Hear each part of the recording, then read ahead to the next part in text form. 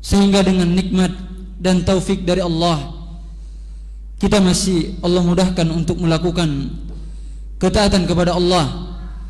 Allah mudahkan untuk melakukan atau mengerjakan kewajiban-kewajiban yang Allah Subhanahu wa taala wajibkan atas kita.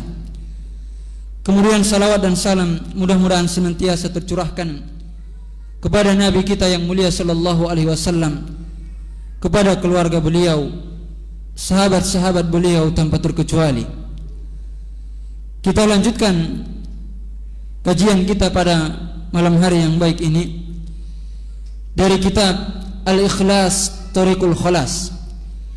Ikhlas adalah jalan keselamatan. Pada pertemuan sebelumnya kita sudah membaca sebagian dari cakupan-cakupan ikhlas pada poin yang ke-22, yaitu tentang al-ikhlas fit tawadu', ikhlas dalam tawadu'. Dan pada pertemuan sebelumnya kita sudah menjelaskan tentang apa yang dimaksud dengan tawadu'. Di antaranya adalah Imam Al-Junaid bin Muhammad rahimahullah, beliau katakan yang dimaksud dengan tawadu adalah khobdul janah walinul janib.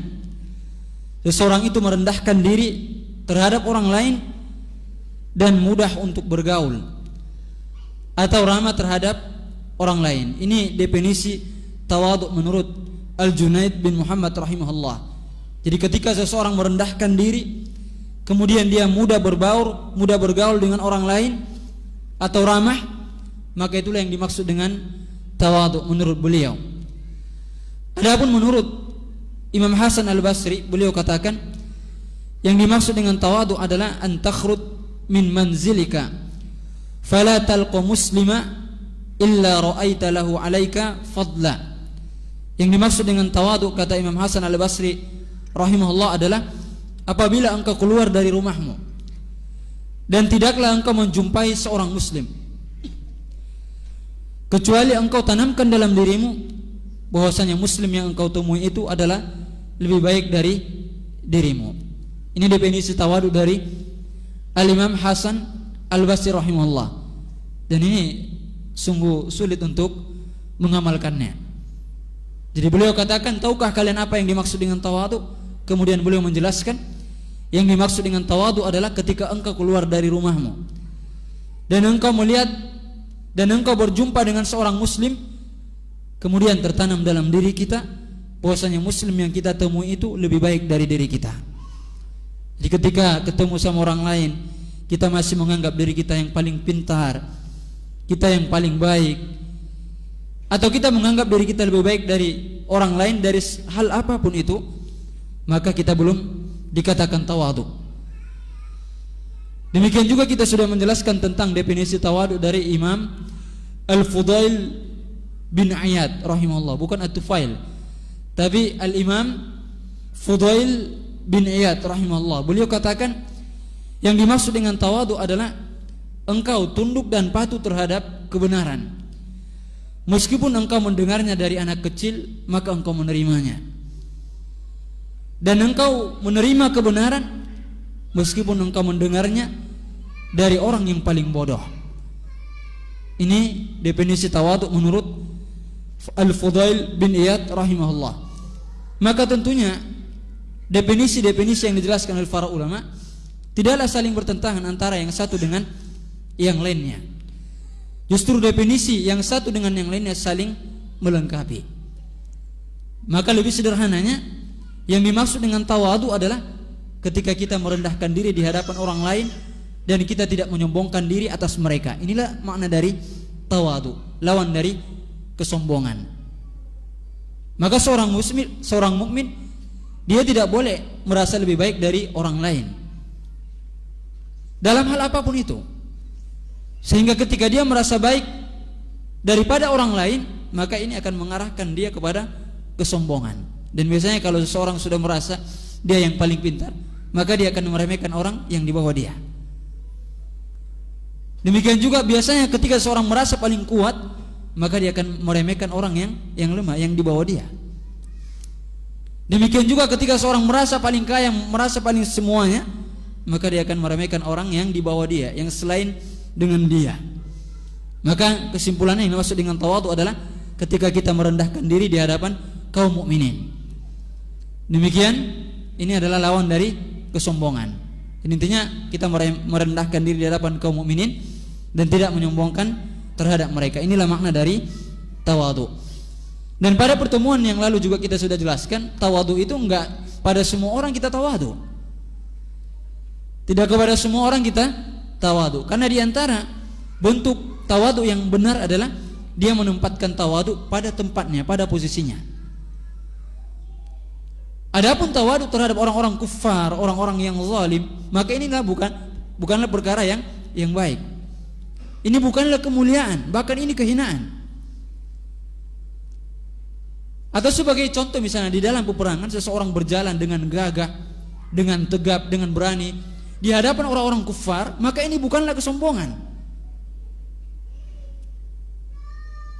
Maka ini bukanlah kesombongan. Ya jangan pula udah mau buat perang sama orang kafir dinampakkan lemas-lemas badannya. Ini salah. Maka dalam tawadhu kita harus menempatkan pada posisi yang pas. Ya kan, makanya dalam agama kita juga orang yang sombong bisa dibalas dengan kesombongan. Meskipun tentunya ya tidak membalas dengan keburukan yang semisal.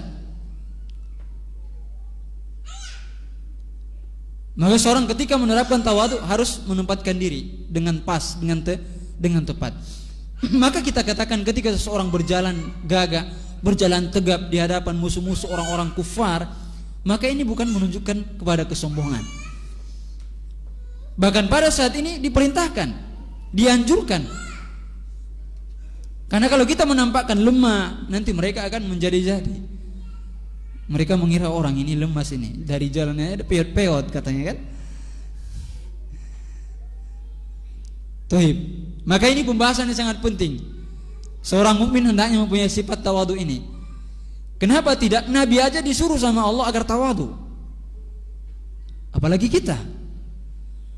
Allah Subhanahu wa taala katakan di dalam Al-Qur'an, "Wakhfid janahaka liman ittaba'aka minal mu'minin." Wahai Muhammad, rendahkan dirimu terhadap orang-orang mukmin yang mengikutimu. Ini Nabi. Rasulullah diperintahkan untuk tawadhu terhadap orang-orang beriman. Lalu bagaimana dengan kita? Tentunya kita lebih layak untuk mempunyai sifat tawadhu ini. Nabi aja seorang raja, seorang pemimpin, seorang rasul, tapi Allah katakan rendahkanlah dirimu terhadap orang-orang yang beriman yang mengikutimu. Lalu kita siapa kan? Sehingga kita menyombongkan diri di hadapan orang-orang mukmin. Lalu kita siapa? Nabi saja diperintahkan untuk mempunyai sifat tawadhu, rendah diri di hadapan kaum mukminin. Nah, berarti dari sini bisa kita pahami tawadhu terhadap orang-orang kufar itu bukanlah tawadhu yang terpuji. Tawadhu yang terpuji adalah ketika kita tawadhu terhadap orang-orang yang beriman. Kita tawadhu terhadap orang-orang yang bertakwa. Adapun tawadhu terhadap orang-orang kufar, maka ini adalah tawadhu yang tercela. Nah, kita masih melanjutkan pada cakupan ikhlas yang ke-22 ini, yaitu tentang al-ikhlas fit tawadhu. Kita baca pada halaman yang ke-72. Berkata muallif hafizahullah fi kitabi, "Fal mutawadhi'u lillah alladhi dhalla wastakana lillahi ta'ala la li khalqihi." Maka orang-orang yang tawadhu karena Allah, mereka adalah orang-orang yang merendahkan diri karena Allah. Mereka tidaklah merendahkan diri untuk makhluk. Ini kita garis bawahi. Ketika kita tawadhu, maka pada saat itu kita pada hakikatnya merendahkan diri kita di hadapan Allah. Jadi bukan di hadapan makhluk itu, tapi kita merendahkan diri kita di hadapan Allah Subhanahu wa taala, bukan untuk makhluk. Yakunu qalbuhu qariban min Allah. Maka karena tawadhu dia karena Allah, maka menjadilah hatinya dekat kepada Allah Subhanahu wa taala. fayarfa'uhu Allah bidzalika. Maka karena tawadhu dia karena Allah, maka Allah akan meninggikan derajatnya. Ya kan? Kita masih membahas tentang hadis yang berbunyi, wa ma tawadhu'a ahadun lillah illa rafa'ahu Allah. Ini yang masih kita bahas nih. Tidaklah seseorang merendahkan diri di hadapan orang-orang mukmin atau mempunyai sifat tawadhu kecuali Allah akan meninggikan derajatnya. Allahu Akbar. Tapi di sini ada syaratnya. Ketika tawadhunya karena Allah. Mungkin bisa saja orang bisa tawadhu karena mungkin orang itu lebih kuat dari dia. Dia tawadhu, nggak berani menampakkan tarim karena si kawan itu lebih kuat dari dia. Maka ini bukanlah tawadhu yang terpuji. Atau mungkin bisa saja seorang tawadhu terhadap orang kaya karena dia mungkin mengharapkan sesuatu dari orang kaya itu sehingga dia tawadhu. Maka dalam hadis ini Rasulullah katakan tidaklah seseorang itu tawadhu karena Allah, melainkan Allah Subhanahu wa taala akan mengangkat derajatnya di dunia dan di akhirat. Allahu Akbar.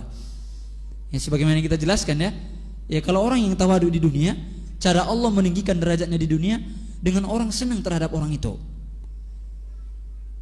Kalau dia sudah tawadhu, orang pun akan berbicara tentang dia kebaikan. Si fulan itu masya Allah orang yang enggak sombong, orangnya rendah hati. Maka dengan tawadhu dia karena Allah, Allah tinggikan derajatnya di dunia. Orang pun segan kepada dia, orang pun memuji-muji dia, orang pun mengucapkan tentang dia, berbicara tentang dia hanya berkaitan dengan kebaikan-kebaikannya. Gitu ya. Tapi harus kita garis bawahi, kita tawadhu bukan untuk dipuji orang lain.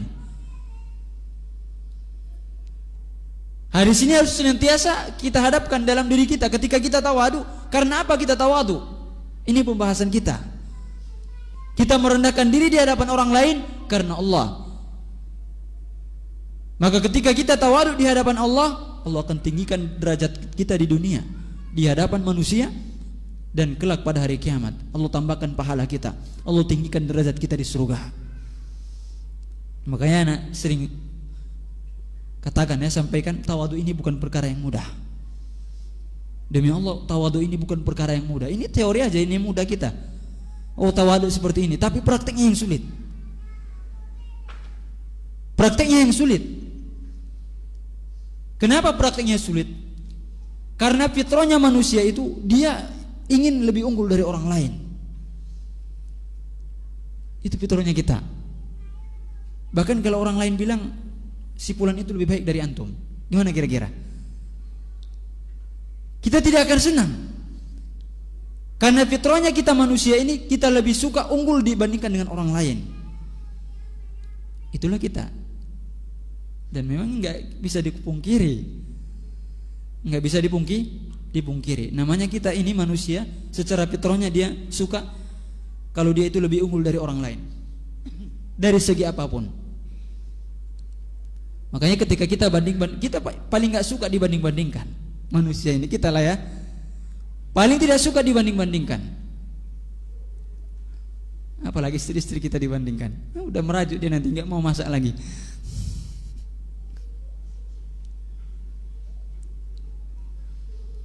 Demikian juga kita laki-laki nggak suka dibanding-bandingkan. Akhwat juga seperti itu. Jadi menerapkan tawadhu ini begitu berat di zaman sekarang ini. Berat.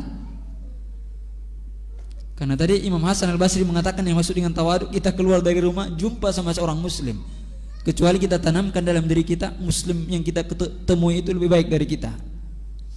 Kita begitu seringnya kita menganggap diri kita yang paling baik, menganggap diri kita yang paling saleh, menganggap diri kita yang paling rajin hadir di majelis ilmu, menganggap diri kita yang paling banyak ibadahnya, menganggap diri kita yang paling banyak infak dan sedekahnya, menganggap diri kita yang paling banyak pengorbanannya untuk dakwah ini, dan lain sebagainya.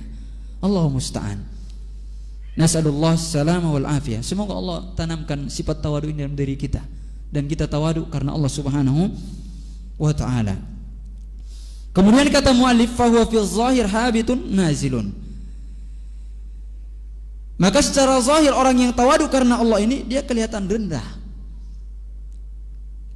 Ya kan? Secara zahir Kalau kita lihat orang yang tawadu itu dia rendah, dia di bawah kedudukannya. Wa fil batin wa huwa fil haqiqah sa'idun alin. Tapi sebenarnya pada hakikatnya orang yang tawadu karena Allah itu pada hakikatnya dia adalah orang yang tinggi kedudukannya. Dia adalah orang yang tinggi kedudukannya. Tapi dengan syarat ikhwan, dengan syarat tawadu yang kita lakukan itu adalah karena Allah. Yakinlah dengan janji Rasulullah. Tidaklah seseorang itu tawadu karena Allah, pasti Allah akan tinggikan kedudukannya di dunia dan di akhirat. Bahkan nanti di sini akan kita jelaskan, ketika seorang itu tawadu agar ditinggikan derajatnya di sisi Allah, kata sebagian para ulama itu belumlah tawadu yang baik. Paham ya? Jadi dia itu tawadu tujuannya agar ditinggikan aja derajatnya. Itu belum termasuk ikhlas dalam tawadu. Taib, kama qala Rasulullah sallallahu alaihi wasallam. Sebagaimana Rasulullah sallallahu alaihi wasallam. Ini hadis jarang-jarang kita dengar ya. Hadis ini jarang-jarang kita dengar. Sebagaimana Rasulullah sallallahu alaihi wasallam bersabda, "Ma min adamiyyin illa fi ra'sihi hakamah." Tidak ada seorang pun di antara anak Adam kecuali di kepalanya ada hakamah. Jadi yang dimaksud dengan hakamah ini adalah tali kekang yang biasanya digunakan untuk mengikat hewan peliharaan kita. Entah tali kekangnya itu ada di kepala atau di mulutnya. Itu yang dimaksud dengan hakamah. Jadi tali kekang untuk hewan ya, hewan peliharaan seperti kuda, onta dan lain sebagainya. Karena ada sebagian dibuat di kepala, di lehernya atau kepalanya, ada juga yang di mulutnya. Itu namanya hakamah. Kata Rasulullah, tidak ada seorang pun dari anak Adam kecuali ada hakamah, kecuali di kepalanya hakamah. Biyadi malakin, di tangan malaikat. Allahu Akbar. Di tangan malaikat. Fa idza tawadu'a qila lil malak irfa hakamatahu. Jadi ketika hamba itu tawadu, maka dikatakan kepada malaikat ini, tinggikan hakamahnya. Tinggikan hakamah. Tentunya ini kiasan ya. Begitu mulianya orang yang seperti ini. Ini kinayah. Begitu mulianya orang yang seperti ini. Jadi kata Nabi, tidak ada seorang pun dari anak Adam kecuali di kepalanya ada hakamah. Tadi kita sudah jelaskan makna hakamah itu adalah alat kekang untuk hewan. Alat kekang untuk hewan, entah dipakaikan di kepalanya atau di mulutnya. Maka ketika seorang hamba tawadhu, maka dikatakan kepada malaikat ini, tinggikan hakamahnya. Wa idza takabbara qila lil malak dha' hakamatahu. Tapi kalau dia sudah mulai menyombongkan diri, ya kan, merasa besar, merasa sombong atau meninggikan diri, maka dikatakan kepada malaikat itu, udah rendahkan hakamahnya. Kita mau pilih yang mana kan? Kalau kita tawadhu karena Allah, Allah akan tinggikan kedudukan kita. Kalau kita sombong, enggak tawadhu, ini tadi Allah rendahkan kedudukan kita. Jadi sebenarnya orang yang sombong ini sebelum rugi di akhirat, di dunia juga dia udah sombong, udah rugi sebenarnya. Jadi orang yang sombong sebelum rugi di akhirat, di dunia sebenarnya udah rugi juga. Ya kan udah jelas, orang yang sombong itu kita akan benci terhadap orang yang sombong. Orang tak suka. Di dunia aja orang sudah menganggap dia hina. Meskipun mungkin ada orang sombong karena dia kaya atau karena ada pangkat dan jabatannya, dia bisa sombong. Tapi secara hakikat orang yang seperti ini hina di mata orang lain. Jadi di dunia saja orang yang sombong itu sudah hina, apalagi di akhirat. Dan sombong itu bukan tempat penghuni surga. Orang yang sombong itu enggak layak masuk surga. Surga itu tidak ditempati oleh orang-orang yang sombong. Kan dalam Al-Quran, ana lupa ayatnya, tilkal jannatul lati, ana lupa ayatnya. Intinya surga itu diwariskan kepada orang-orang yang bertakwa. Dan surga itu bukanlah diwariskan kepada orang-orang yang menyombongkan diri di muka bumi. Intinya seperti itu kurang lebih makna ayatnya. Jadi pada dasarnya orang sombong itu tempatnya enggak di surga. Orang sombong itu tempatnya enggak di surga. Kan pertemuan yang lalu kita sudah jelaskan. Kenapa iblis keluar dari neraka, dari surganya Allah? Apa sebabnya? Sombong. Bahkan sebagian para ulama katakan dosa yang pertama kali yang Allah dimaksiati dengannya adalah sombong inilah. Ketika iblis sombong untuk sujud kepada Adam. Wa id qulna lil malaikati isjudu li Adam fasajadu illa iblis. Dan ingatlah ketika kami memerintahkan kepada malaikat untuk sujud kepada Adam, semua malaikat sujud kecuali iblis. Kecuali iblis. Apa penyebabnya? Aba wastakbara wa kana minal kafirin. Dia enggan, dia sombong, maka termasuklah dia ke dalam golongan orang-orang kafir. Jelas. Maksiat yang pertama kali makhluk Allah Subhanahu wa taala dimaksiati dengannya adalah kesombongan. Ada juga sebagian mengatakan hasad. Ada juga sebagian mengatakan hasad. Tapi ada sebagian para ulama mengatakan dua-duanya ini benar. Dua-duanya ini benar. Ya kalau di langit yang pertama kali maksiat Allah dimaksiati dengannya sombong, ya kan? Tapi kalau dunia hasad, anak siapa? Qabil sama Habil kan? Kan awalnya hasad, baru terjadi pembunuhan. Di dunia hasad gitu ya. Sebagian para ulama mengkompromikannya seperti itu. Intinya khilaf di kalangan para ulama. Apa yang pertama kali dosa yang dilakukan oleh hamba kepada Allah, yang dengannya dimaksiati Allah Subhanahu wa ta'ala. Makanya dalam ayat yang lain juga dikatakan ana khairun minhu khalaqatani min nari wa khalaqatahu min tin. Aku itu lebih baik dari dia. Aku engkau ciptakan dari api, sedangkan dia engkau ciptakan dari tanah. Ini kata para ulama kias yang batil. Kias yang batil. Ya kan? Dia kiaskan dia itu lebih baik. Karena dia diciptakan dari api, dia bilang dia lebih baik. Sedangkan Adam diciptakan dari tanah. Ini kias yang batil kata para ulama. Ya secara ini aja api itu biasanya sifatnya panas, ya kan? Bawaannya panas. Dan api itu membinasakan, membakar, melenyapkan. Adapun tanah sifatnya dingin, sifatnya menumbuhkan. Maka mana yang lebih baik sebenarnya? Api atau tanah? Hah? Tanah. Kalau nanti bilang lebih baik api berarti inilah pendapat iblis ya. Tuh, ana minum dulu.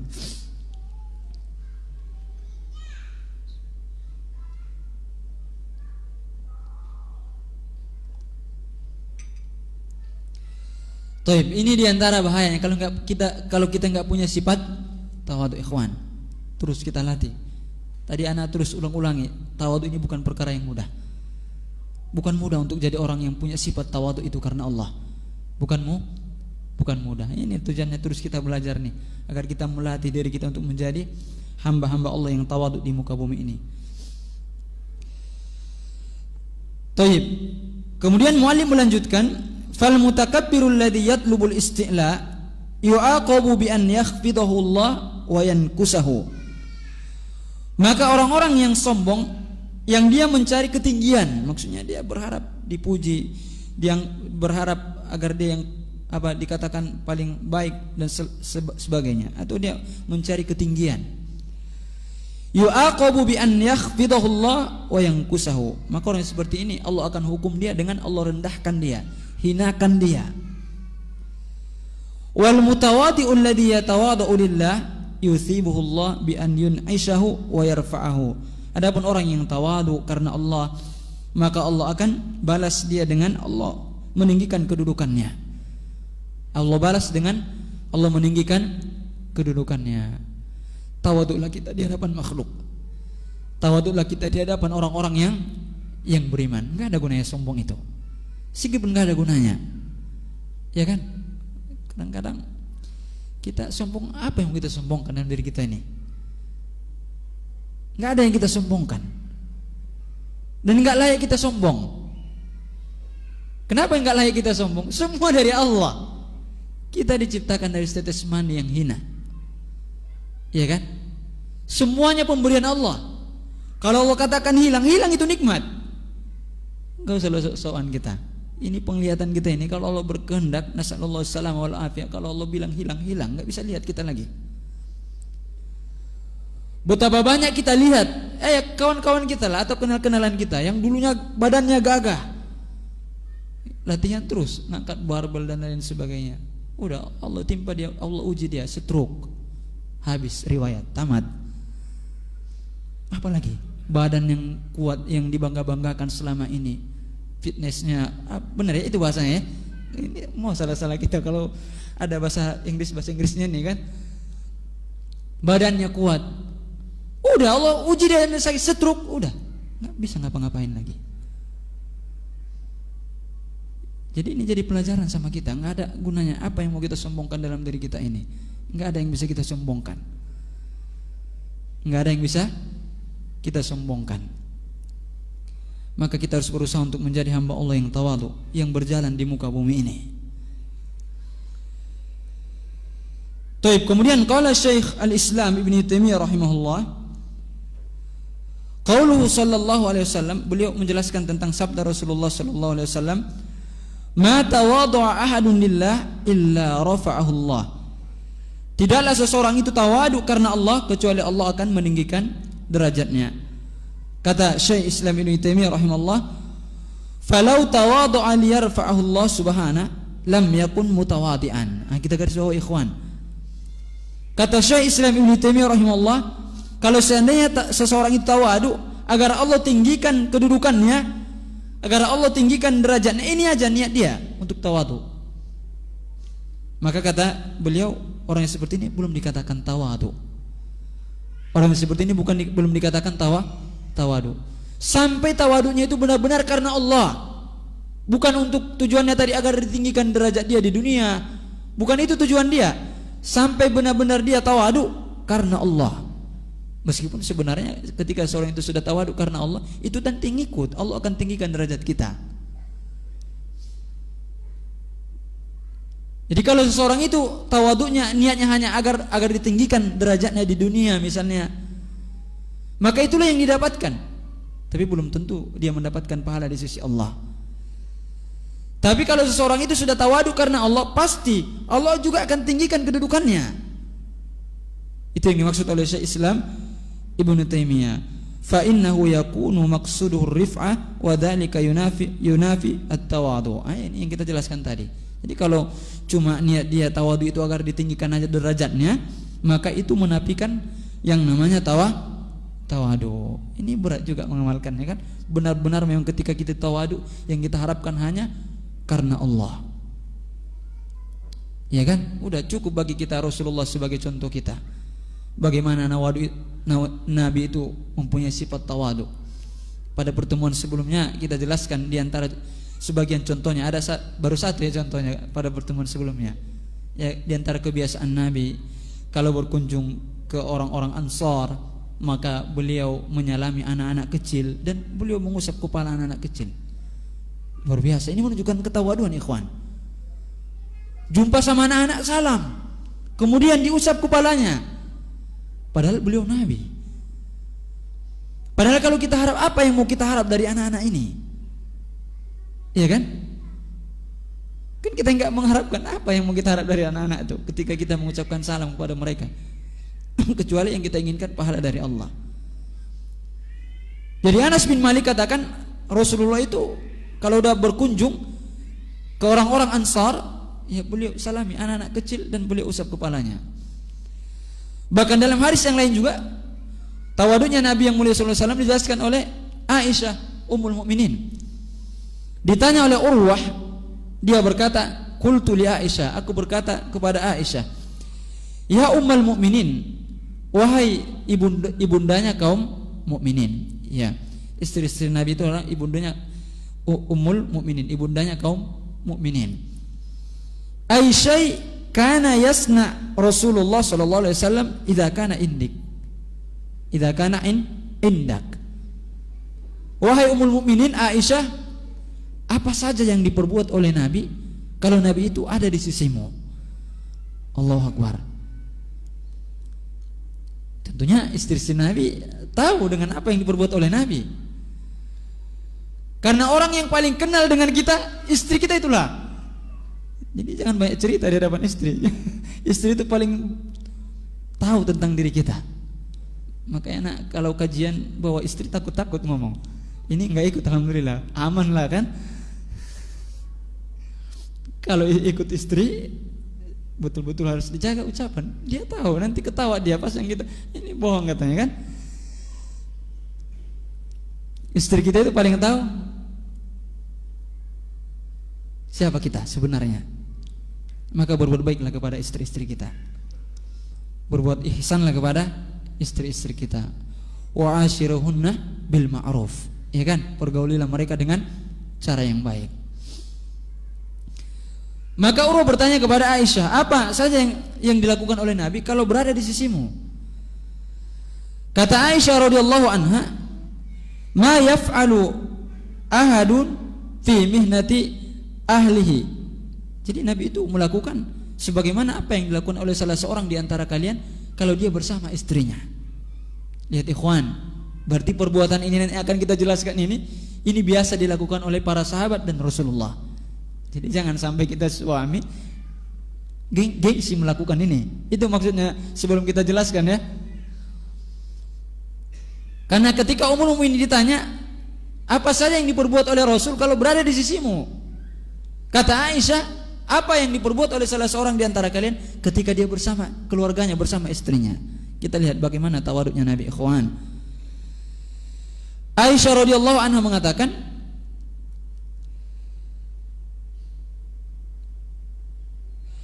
yakhsifu na'lahu wa yukhitu thawbahu. Apa ini? Ana tadi lupa nulisnya di sini. Intinya dalam hadis ini Aisyah radhiyallahu anha mengatakan, jadi kebiasaan Nabi itu kalau di rumahnya dia biasa memperbaiki sendalnya ketika rusak. Luar biasa ya. Kalau udah rusak enggak diperbaiki lagi sendalnya, cari yang baru kan. Kalau udah rusak, cari yang baru. Lecet-lecet sedikit udah kita ganti sudah. Tentunya beda lah kehidupan kita dengan Nabi ya. Nabi itu ya sempurna ininya. Jadi Nabi itu biasa memperbaiki sendal beliau yang rusak. Kalau udah sendal itu udah misalnya robek di atas, kemudian kita sambung, kalau ada acara pesta enggak pede kita lagi bawanya itu. Tapi kalau di rumah-rumah aja masih bisa lah kan. Jadi Nabi biasa memperbaiki sendal beliau yang rusak. Demikian juga beliau menjahit pakaian beliau. Allahu Akbar. Jadi ketika robek beliau jahit. Ya kita mungkin kalau udah pakaian udah ada tambalannya, enggak pede kita lagi makainya. Enggak pede lagi kita makainya. Nabi biasa menjahit pakaian beliau, kalau robek beliau sendiri yang jahit. Iya kan? Ya kalau kita bapak-bapak udah jarang, enggak sempat lagi waktu soalnya kan. Berangkat kerja lagi, apalagi celana yang mau dipakai itu yang robek, yang mau dipakai pula berangkat kerja kan. Udahlah istilah terpaksa yang jahit. Jadi Nabi itu biasa menjahit pakaian beliau. Dan kata Aisyah, beliau biasa mengisi air ke dalam ember. Allahu Akbar. Begitu tawaduknya Rasulullah sallallahu alaihi wasallam. Jadi suami jangan malu. Sekali-sekali bantu itu istri menjemur pakaian, enggak jadi masalah. Sekali-sekali bantu istri mencuci, enggak jadi masalah. Tapi jangan setiap hari, nanti keenakan istri jadinya. Keenakan. Ada sebagian istri keenakan karena udah biasa suami ini nyuci, pas enggak nyuci, kok enggak nyuci bang, katanya pula. Udah terbalik kan? Seharusnya kita yang nanya, kok belum dicuci nih dek. Ini tapi karena suaminya terlalu baik, enggak bersyukur sang istri. Pas libur sehari enggak nyuci, ditanya, kok enggak nyuci hari ini bang? Ini udah terbalik. Enggak bersyukur juga istrinya seperti ini kan? Jadi enggak jadi masalah. Sekali-sekali kita yang masak, sekali-sekali kita yang mencuci, sekali-sekali kita bantu pekerjaan istri, dibantu. Memang harus dibantu, apalagi anak kita udah banyak, harus dibantu. Oke, kalau kita lihat Rasulullah itu kan beliau banyak pembantunya. Beliau banyak pembantunya. Kita kalau mau nyewa pembantu belum kuat lagi kuda-kudanya ya, mau tak mau bantu sekali-sekali istri. Sekali-sekali kita bantu itu istri. Jadi di antara ketawaduan Rasulullah sallallahu alaihi wasallam.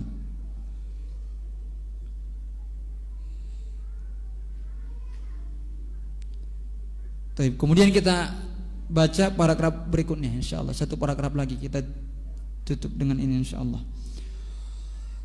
Wa qala al-allamah As-Sa'di rahimahullah. Jadi Imam As-Sa'di rahimahullah berkata, wa fi qaulihi sallallahu alaihi wasallam, dalam sabda Rasulullah sallallahu alaihi wasallam, ma tawadha'a ahadun lillah, tidaklah seseorang itu tawadu karena Allah. Beliau katakan, tanbihun ala husnil qasdi wal ikhlas lillahi fi tawadhu'ihi. Maka ini adalah peringatan agar seorang itu memperbaiki tujuan dan dia ikhlas karena Allah ketika tawadu. Lianna katsiran minan nas qad yuzhiru at-tawadu lil aghniya liyusiba min dunyahum. Benar ini yang dikatakan oleh muallif. Karena banyak di antara manusia dia menampakkan tawadu di hadapan orang-orang kaya karena dia ingin mendapatkan keuntungan dari orang kaya itu. Pura-pura baik, pura-pura tawadu, tapi ada maksudnya biar dapat keuntungan dari orang kaya ini. Atau mungkin di hadapan atasan ya, kalau kita yang bekerja sama orang nih, ya kan, pura-pura baik, pura-pura ini, tujuannya apa? Agar diangkat ini ya, naik gaji gitu kan.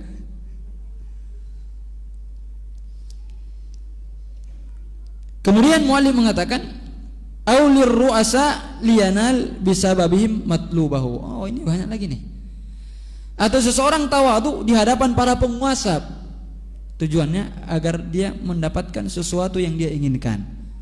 Banyak sekarang penjilat-penjilat pemerintah, ya kan? Banyak penjilat-penjilat pemerintah, sosok baik, tawadu dan lain sebagainya. Tujuannya apa? Dia ingin mendapatkan sesuatu. Pas sudah dapat, udah selesai. Kawan pun jadi lawan lagi kan? Itulah. Maka yang seperti ini sia-sia. Maka seperti ini sia-sia. Wa qad yudhiru tawadu riya'an wa sum'atan. Ini kita garis bawahi juga ikhwan. Atau bisa juga seorang itu menampakkan tawadu tapi karena riya atau ingin dilihat orang lain. Agar dilihat orang, si fulan itu tawadu kali orangnya. Atau ingin didengar, ingin sum'ah. Maka ini juga tawadu yang tidak benar. Tawadu yang tidak benar. Wa kullu hadhihi a'radun fasidah. Maka semua tujuan-tujuan ini semua rusak kata Imam As-Sa'di. Maka ketika seorang tawadu, niat dia salah satu dari yang kita jelaskan ini tadi, semua itu niatnya rusak semua kata beliau. Berarti enggak bermanfaat. Enggak bermanfaat. Dan sebenarnya ini berlaku pada setiap akhlak baik yang kita terapkan ketika bermuamalah dengan orang lain, bukan cuma tawadu aja. Bukan cuma tawadu aja. Semua akhlak baik yang kita terapkan, maka hendaklah ketika kita menerapkan akhlak yang baik itu yang kita harapkan wajah Allah, baru dapat pahala ikhwan. Ya, seperti yang Anda sering bilang, mengucapkan salam ya karena jumpa sama ustadz, mengucapkan salam. Jadi ustadz segan kita mengucapkan salam. Apalagi ustadz besar. Atau karena dia orang kaya, mengucapkan salam, lemah lembut dan lain sebagainya. Ini niat dia. Maka yang seperti ini ikhwan tidak mendapatkan pahala dari sisi Allah. Maka ketika kita menerapkan akhlak yang baik, baik tawadu, lemah lembut dan lain sebagainya, harus kita niatkan karena Allah agar kita dapat pahala dari sisi Allah. Itu ya ikhwan. Dan ini berat. Makanya pembahasan tentang ikhlas ini berat. Berat pembahasan tentang ikhlas ini. Makanya terus kita pelajari, terus kita gali. Mudah-mudahan dengan terus kita banyak kita baca berkaitan tentang keikhlasan ini, kita bisa mampu menjadi orang-orang yang ikhlas. Itu harapan kita sebenarnya. Kalau secara teori mudah semua ini pembahasan kita ini insyaallah. Mudah untuk kita pahami. Secara teori mudah, prakteknya luar biasa. Makanya judul kitab ini Al-Ikhlasu Thariqul Khalas. Ikhlas adalah jalan keselamatan. Ikhlas adalah jalan keselamatan. Jadi anak ingatkan diri anak pribadi dan semua jamaah, ketika kita menerapkan akhlak yang baik di tengah-tengah kaum muslimin kepada orang lain, jangan lupa ikhwan niatkan itu semua karena Allah agar kita dapat pahala. Ketika kita mengucapkan salam kepada orang lain, niatkan itu karena Allah, itu ibadah, perintah Allah. Ketika kita lemah lembut kepada orang lain, ketika kita tawaduk kepada orang lain, niatkan semua karena Allah agar kita mendapatkan pahala di sisi Allah Subhanahu wa ta'ala. Taib. La yanfa'ul abda illa tawadu lillah taqarruban ilaihi. Jadi kata Imam As-Sa'di, maka seorang hamba tidak akan mendapatkan apa-apapun dari tawaduknya kecuali dia tawaduk tujuannya untuk mendekatkan diri kepada Allah. Wa talaban li thawabi, dan dia mengharapkan pahala dari Allah. Wa ihsanan ilal khalqi, dan berbuat baik kepada makhluk. Jadi tadi ketika kita menerapkan akhlak yang baik, yang pertama tentunya kita niatkan karena Allah. Kemudian juga kita niatkan dalam rangka berbuat baik kepada makhluk. Berarti nggak ada tujuan yang lain ya, nggak ada tujuan dunia ketika kita lakukan seperti ini. Yang pertama kita tawaduk kepada orang lain untuk mendekatkan diri kita kepada Allah, mengharapkan pahala dari Allah, dan dalam rangka berbuat baik kepada makhluk. Karena manusia itu juga ada hak yang harus kita tunaikan. Ketika ketemu, bagaimana adab kita. Ketika kita yang lebih muda, bagaimana adab kita kepada yang lebih tua. Ketika kita yang lebih tua, bagaimana adab kita kepada yang lebih muda dari kita. Ketika kita orang kaya, bagaimana adab kita kepada orang miskin. Ketika kita orang miskin, bagaimana adab kita kepada orang. Semua diatur dalam agama kita. Dan itu kembali kepada pembahasan tentang akhlak. Kemudian muallim Imam As-Sa'di rahimahullah mengatakan, fa kamalul ihsan wa ruhuhu al-ikhlas lillah. Maka kesempurnaan berbuat baik kepada makhluk, kata Imam As-Sa'di rahimahullah, ruhnya adalah keikhlasan karena Allah. Ini jadi garis bawah ini. Kita garis bawahi ungkapan muallif ini. Jadi kata Imam As-Sa'di, bukan perkataan muallif ya, Imam As-Sa'di, kesempurnaan kita berbuat ihsan kepada makhluk itu dengan ikhlas karena Allah. Gitu ya kawan, apapun yang kita berikan kepada mukmin lainnya semua harus karena Allah, biar dapat pahala. Kita memberikan bantuan karena Allah. Kita berbuat baik karena Allah. Kita lemah lembut karena Allah. Semua harus karena Allah. Baru sempurna perbuatan baik yang kita lakukan kepada orang lain. Jadi bukan karena segan, karena ini, karena itu dan lain sebagainya, tapi harus karena Allah, agar kita mendapatkan pahala di sisi Allah Subhanahu wa ta'ala. Dan inilah sifat penduduk surga kan, yang Allah jelaskan dalam Al-Quran, innama nutu'imukum liwajahillah. Sesungguhnya kami memberikan makan kepada kalian hanya mengharapkan wajah Allah. La nuridu minkum jazaa wala syukura. Kami tidak mengharapkan dari kalian balasan dan ucapan terima kasih pun tak mereka harapkan. Luar biasa keikhlasan orang-orang yang dijelaskan Allah dalam Al-Quran ini. Kami tidak mengharapkan dari kalian balasan. Ya kalau balasan mungkin udah ini ya. Bahkan ucapan terima kasih pun mereka enggak butuh dari orang yang mereka berikan bantuan itu. Allahu Akbar. Kalau kita masih sering, udah sering dibantu, ucapkan syukron aja enggak mau dia. Allahu Akbar. Udah dibantu mengucapkan jazakallahu khairan aja enggak mau dia. Allahu Akbar. Padahal dalam ayat ini Allah katakan mereka memberi makan orang miskin itu, para tawanan itu, untuk mengharapkan wajah Allah. Mereka enggak mengharapkan balasan dan tidak pula ucapan terima kasih. Tapi bukan berarti kalau antum diberikan kebaikan oleh orang lain, bantuan oleh orang lain, antum enggak bersyukur kepada dia, enggak boleh juga. Ya kan? Tidak bersyukur kepada Allah, siapa yang tidak bersyukur kepada makhluk? Makhluk ini bisa ada sebagian kawan kita sering membantu kita, sering memberikan kebaikan kepada kita. Bersyukur, berterima kasih kepada dia, doakan kebaikan bagi dia. Karena kata Nabi, barang siapa yang memberikan kebaikan kepada kalian, maka balaslah kebaikan itu. Kalau seandainya kalian tidak mampu, maka paling tidaknya kata Nabi, minta kebaikan atas orang itu, minta keberkahan bagi dia. Jadi sebenarnya di antara bentuk terima kasih kita kepada orang yang berbaik kepada kita, kita doakan dia. Itu paling tidak dengan doa ya. Ya gimana lagi? Misalnya dia ngantar setiap hari ke rumah kita brownies kan? Atau sekali bukan ngantar ke rumah kita brownies, kita nggak mampu, misalnya nggak mampu balasnya, ya paling tidak doakan dia kebaikan. Paling tidak doakan dia kebaikan. Tapi kalau kita mampu, kita balas dengan kebaikan. Ya besok kita yang masak, ya, antar ke rumahnya. Atau besok kita pas mungkin lagi beli pisang goreng atau lain sebagainya, kan antar ke rumahnya. Tapi kalau seandainya nggak mampu membalas dengan kebaikan, paling tidaknya doakan dia. Paling tidak doakan dia. Nah, demikian para ikhwah yang ana cintai karena Allah, kajian kita pada malam hari yang baik ini semoga bermanfaat. Dan semoga Allah Subhanahu wa taala mudahkan ana dan kita semua untuk mengamalkan semua ini. Untuk mengamalkan semua yang telah kita pelajari. Dan tentunya kita akan diminta pertanggungjawaban di sisi Allah ini. Kita sudah belajar malam ini tentang tawadu, enggak boleh sombong. Pada hari kiamat kita akan ditanya, apakah kita sudah mengamalkan ini? Yang paling berat ana yang di depan nih. Ya kan? Yang paling berat adalah ana sebelum antum. Karena ana yang menyampaikan. Intinya kita berdoa kepada Allah, semoga Allah mudahkan kita untuk mengamalkan setiap ilmu yang kita pelajari. Itu aja. Baik. Kita tutup dengan mengucapkan doa kafaratul majlis. Subhanaka Allahumma wa bihamdika asyhadu an la ilaha illa anta astaghfiruka wa atubu ilaik. Assalamualaikum warahmatullahi wabarakatuh.